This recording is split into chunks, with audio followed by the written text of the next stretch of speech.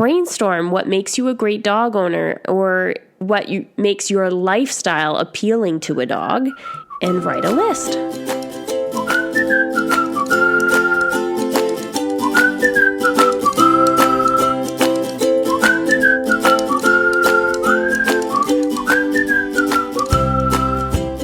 Welcome to episode 11 of the Pawdoption Guide podcast.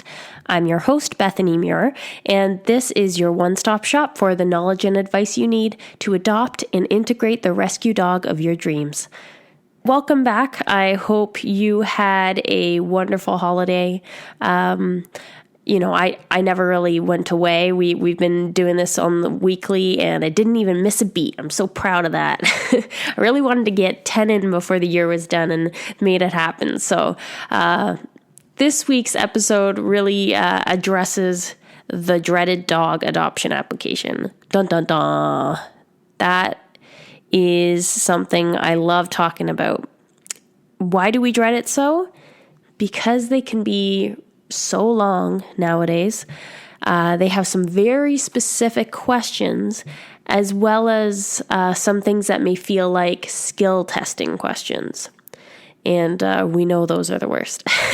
So truthfully, filling out applications is a weak spot for many. You're not alone in feeling like it's hard and arduous, but the best way to spin that is that it's also the place where you have the most potential to improve in the dog adoption process. You know, it's hard to improve your rescue interviews when you're like one-on-one, because of course there's nerves that play into all of that, and like the meet and greet, like some of those things just go down in a certain way and you don't have much control. But with the application, you have the time, it's on you. You don't have a time constraint per se to fill it out. And it's really a place where you can make the difference. And the application can really mean the difference between being considered or discounted by a dog rescue. So if you've ever filled out a job application or sent your resume into a company, you should know, and I'm talking to you, Gen Z, that it's important to sell yourself. You've got to make the employer notice your talents and your good qualities, and you do so through selective wording and offering up pertinent experience. Well, the dog adoption process is really not unlike this. So think of your application as your pet ownership resume, and the dog rescue is really the employer. Despite how many applications can be mainly multiple choice or short answer, you really got to seize the opportunity to highlight your strengths. Any time that you can write out an answer within your application, that's a great spot to see if you can embellish it with a strength of yours. So, of course, when I say embellish, I don't mean lie. Just as I would never tell you to lie on your job application, I don't want you to do so on your dog application.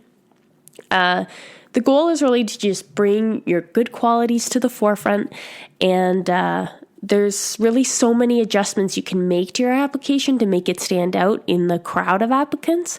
And that's honestly why I created the Dog Adoption Application Survival Kit, because it's an affordable digital download system that's just filled with videos and PDFs and exercises that can help you take your application to the next level. So really, this kit's for you if you feel like applications are like tedious and time consuming, and if you find you're never hearing back from rescues because you're always getting filtered out, then you want this. Get it today at www.pawdoptionguide.com/application survival kit.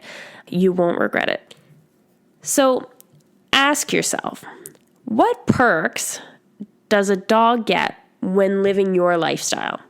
This is one of the ways we're going to find your strengths. And I want you to just get a piece of paper and start brainstorming what makes you a great dog owner. Maybe you've never been one before, and maybe you're not currently one, or maybe you currently are one. What would make you so great to a dog? Why would a dog want to live with you? And what's your environment like? Who are the people you know? What are the things you do? All those things that encapsulate your lifestyle. And then start writing down some of those things that could be strengths. So I'll kind of give you some suggestions, but there's certainly tons more than just this list, right? And the more unique the strength, the better. So for one, a big backyard. Rescues love sending dogs to homes where there's big backyards because they know they're going to get an opportunity to run free. And who doesn't want some good off-leash time? That's just great, and they know that that's safe off-leash time. Not all rescues are big fans of dog parks. Then rural property, if you have a rural spot, like a piece of land in the country, or you're just outside the city, that's always a perk too, knowing that they're kind of more amongst nature, or sometimes dogs that maybe aren't as city savvy would do better in that calmer environment. So that can be a huge perk. Spending a lot of time in nature. If you're one who likes to always be out and about and go explore different landscapes, share that, because most rescues find that really enriches a dog's life to get to be out in nature. Living near trails or water, that's, again, very similar to that previous point, but just point out, like, you live in a great location, you're right next to a park, or right across from an off-leash area, or right across from a trail, right across from a waterway. So some dogs really enjoy swimming, so that will be certainly a perk for those dogs. Or even if you live near a beach, man, rescues love to hear that. You enjoy hiking or exercising with your dog. That is another strength. If you're a runner and you would like to take your dog running with you, you can definitely share that. But also, again, you want to take these things with a grain of salt, because it's a strength. But if you're looking at getting like a Chihuahua, but you love running, doesn't necessarily mean you should run your Chihuahua. They're not made for that. So, have a little bit of sensitivity there about, when you're sharing your hobbies, to make sure that would suit the kind of dog you're selecting. And working from home could certainly be another perk. I know a lot of rescues will even outright state in the profiles now that, we're looking for someone who either works from home or is at home all the time, because, usually the dog might have some sort of separation anxiety, or they just want that, ultimate dog owner lifestyle where you're always at your dog's beck and call. Another thing that might be a perk would be even being able to take your dog to work. So if you're in a scenario where you can take your dog to work because that's allowed, then they might love that too, just as much as being at home. If you plan to include your dog in errands and outings on a regular basis, that's just another way that you might enrich their life and expose them to more social situations, and that can be certainly seen as a positive thing. Including your dog in your vacation plans or camping. So if you plan to have your dog fly with you places, or, just travel around the province with you, that's also a really ideal and exciting thing for dog rescues to consider. If you own a cottage or you frequent a cottage in the summer, you don't necessarily have to own it, but if you always go to the cottage every summer, then just say, I'm excited to take my rescue dog with me to the cottage and to enjoy the lake or enjoy the trails or nature or campfires together, all those things. Rescues really love to hear that. Do you work with animals? Do you work at a vet clinic? Do you work at a pet store or a grooming facility or even a kennel facility, or maybe even you work on a farm? All of those things might be perks, right? Whether you get discounts or just you have that insight into pet ownership and maybe more access to care. That's also certainly a strength in a rescue's eyes. For me, when I was adopting Rory and Geller, I was a registered veterinary technician, so that was a perk that I always made sure to highlight somewhere on my application. And then your work schedule. So do you have a work schedule that would require the dog to be alone only for short periods? So this could be that, you work part-time, so you just don't have long work hours, or it could be that you and your partner work shifts so that you oppose each other, so there's always someone home, or that you have kids that will always be home. Those things can be benefits. So definitely mention when they're not going to have to be, on their own for 8 hours, because that is something that's going to stand out to a rescue. Do you plan to have a dog walker or use a doggy daycare? If you've considered those things as probably an important aspect of dog ownership for you, then again, embellish that resume, share that information up front. Sometimes you'll get asked those things like, would you consider using a dog walker or doggy daycare? But if they haven't asked you that, then definitely share it so that they know that you are going to go above and beyond for your dog.